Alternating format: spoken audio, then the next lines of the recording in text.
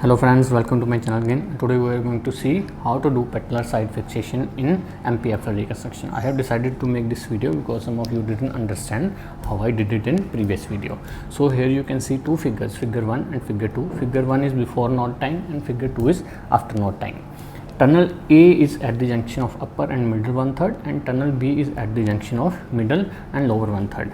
As you can see, a loop of HT bond has been passed through the B tunnel coming out of the A tunnel. The free ends are coming out of the A tunnel.